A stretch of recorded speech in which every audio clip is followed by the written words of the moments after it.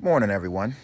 Give you a quick update on the home garden, not the orchard and the main homestead garden, but these peppers here and tomatoes, what's left of them here in July, mid-July. What I'm doing is I'm gearing the strongest varieties of each that I'm growing, each seed type or whatever you want to call them, and just notating them for the homestead. So anything that's really, really strong, that doesn't really seem to be hit by the 105-degree summer temps here in Oklahoma, I'm going to save seed from these. I'm actually going to overwinter the strongest ones as well.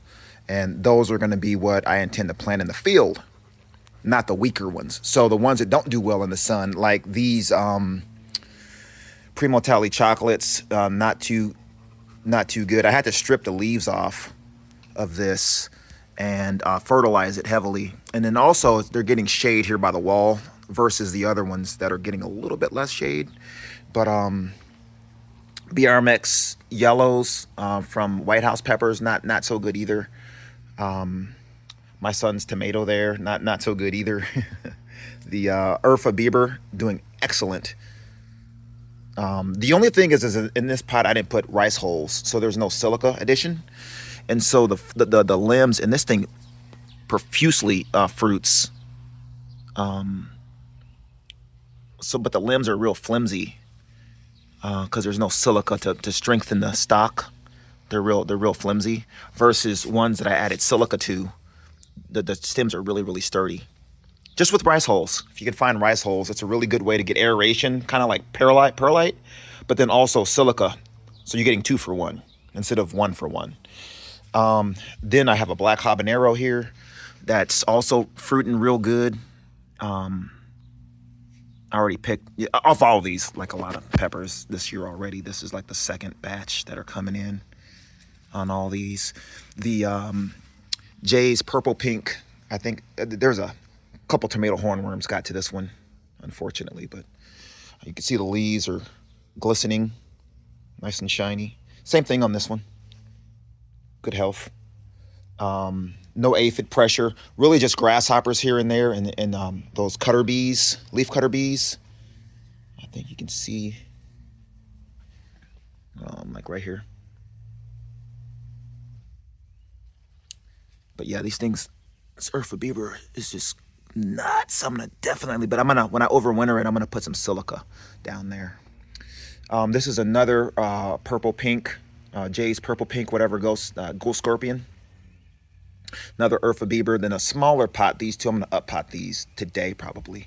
And this is my overwinter. It was supposed to be a CP115, and I thought it was a green ripening one, but this is what it's ripening to, actually. And these pods, you got to leave them on forever.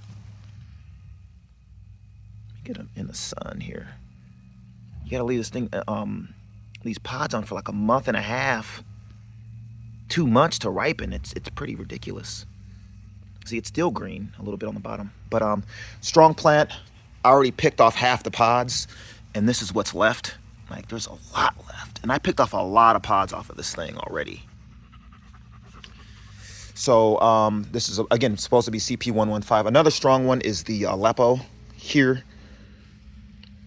I already picked off all these, like tons of pods, especially off of this one too, like just tons I picked. And it just, these Aleppo and the Urfa Bieber are definite grower, and they're supposed to be really, really rich. That's what I'm noticing, real rich in taste. The Urfa Bieber is a little spicier than the Aleppo, and this is just killing off some of the weaker tomatoes that we're not saving seed from here. These two, this one here, not saving seed from. The flower here, Auguste, I believe it's pronounced, not saving seed from. This Passia Apesio, I am going to save seed from. The BMRX yellow, I stripped it like the other one. Not saving seed from this. This is another one that I did strip leaves from. Just like this is going to look like that soon. This is another BRMX yellow, but the pods, yeah, it should be yellow. This is another, the weakest one of the purple pink. Not saving seed from this. This is supposedly one of my strongest black hobs, but I'm thinking I might have put too much carbon in the soil with the there was a charged biochar that was charged with micronutrients like boron, zinc, manganese, stuff like that, but no nitrogen. And so I'm thinking it was nitrogen deficient and carbon heavy, because I've been hitting it up with like a green, a liquid, like a organic, water soluble ish nitrogen, like a grow fertilizer, and now it's greening up. So I wasn't gonna save seed from it, but it's still up in the air because I picked a ton of pods off of this thing already, and it's still trying to, black habanero still trying to pod up from refining fire chili. This is the seed saver tomato that's doing the best, but not so good right now. So I don't know, maybe the disease from the other spread to this one, but this was the strongest one. This is a Queen of the Night tomato. So another Aleppo doing really, really well. Fertilizing them only with like a water soluble organic. It's like a powder, but it's kind of water soluble. This is a chocolate bootla. I picked tons of pods off of this one already. And I got a big bowl full of pods in the kitchen. I got to make a fourth half-gallon jar of hot sauce out of. I'm going to ferment. So there's a pod almost ripened in the back there. But yeah, I picked a ton of, there's more. One of them is ripening red, actually. Let me show you. So, yeah, one of them is ripening red. Actually, maybe two of them.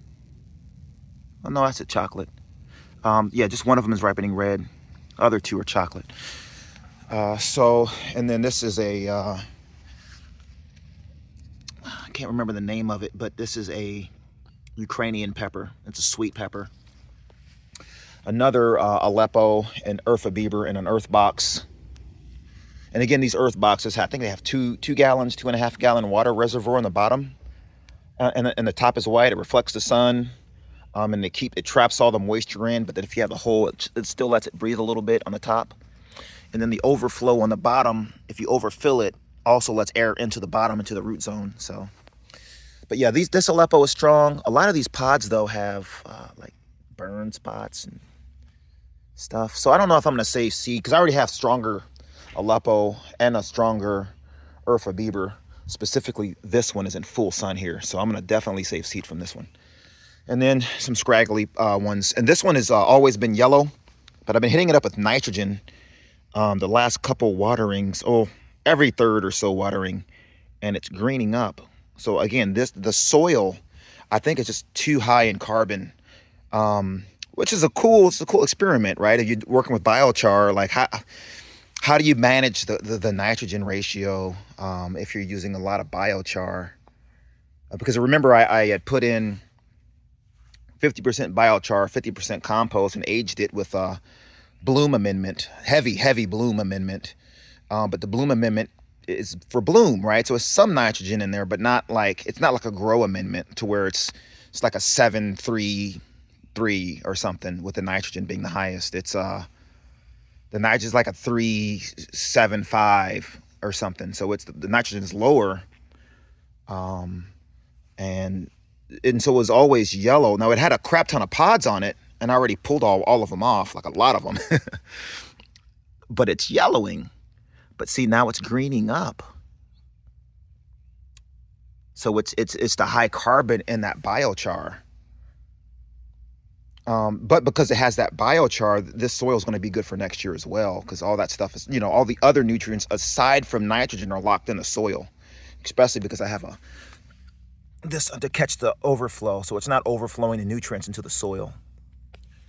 But yeah, so my seed savers again are going to be the a chocolate bootla for sure, the Aleppo for sure here, and my weird like mustard overwinter CP115. I'm gonna overwinter this again and also save seed from these pods. So they just ripen super slow. Look at the trunk.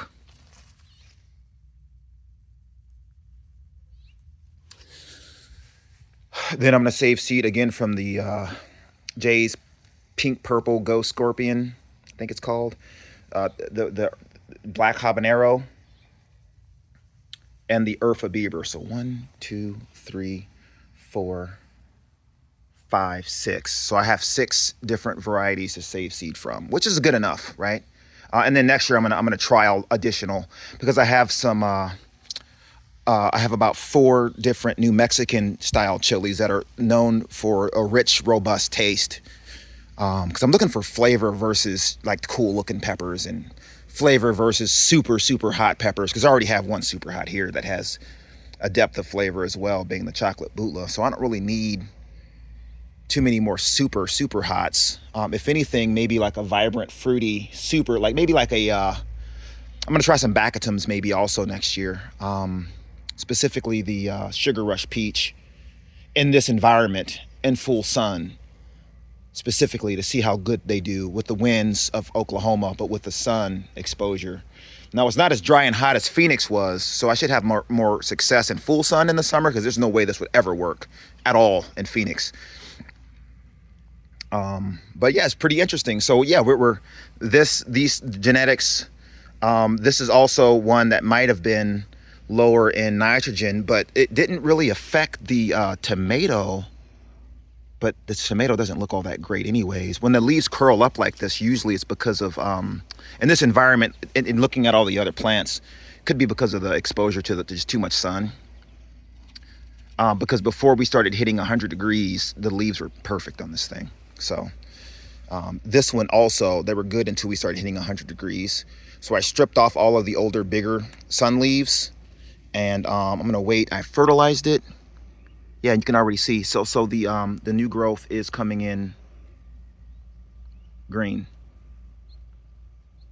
Yep. So yeah, it was probably a nitrogen deficiency because of the heavy carbon from the biochar. Yep. So yeah. I also hit this with nitrogen because the leaves look really crappy too on this. Oh wow, look, yeah, and they're green now too. Nitrogen. So across 2 different varieties of plants, peppers and flowers. I did the same thing with this one. I think I just have to strip off, because the new growth is greening up, but I got to strip off the all of these deficient leaves and just let it like completely renew itself from the ground up. But that's a weaker. I have the same kind, BMRX yellow, 1, 2, 3, all the same issue. So I don't think I'm going to grow that in the field. In other words, because I don't think it's going to be strong enough. We're looking to have a robust growth and very heavy load of fruit, and then something that can survive the winds, can survive the heat, and where they'll just do well in this environment. So trying to make my mistakes here in a small scale before I take it to the field. In other words, I don't want to baby these things and have to spray, because I don't want to use spray, and I don't want to use too many amendments, though.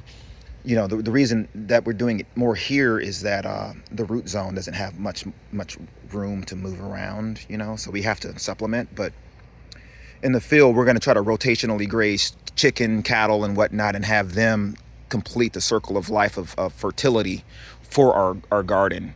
And that's all in the works now as well.